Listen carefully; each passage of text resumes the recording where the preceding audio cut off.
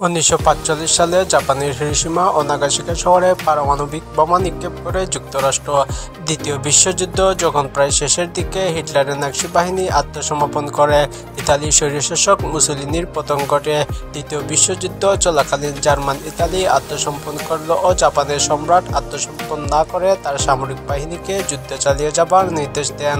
অন্যদিকে যুক্তরাষ্ট্র চেয়েছিল তাদের পরিকল্পিত অভিযান অপারেশন রানফল অনুযায়ী জাপানের স্থলভাগে আক্রমণ চালাবে। তবে যুক্তরাষ্ট্রের উচ্চপদস্থ সামরিক পরিকল্পনাকারীরা অনুমান করেছিল জাপানের স্থল অভিযান চালালে উভয় পক্ষের লক্ষাধিক সৈন্য নিহত হবে। এরই ধারাবাহিকতায় যুক্তরাষ্ট্রের তৎকালীন প্রেসিডেন্ট হ্যারি এস ট্রুম্যান জাপানের উপর পারমাণবিক হামলার নির্দেশ দেন। 6 আগস্ট 1945 সাল জাপানি সময় সকাল 8টা হিরোশিমা শহরে লিটল বয় নামের প্রথম পারমাণবিক বোমা নিক্ষেপ করা হয়।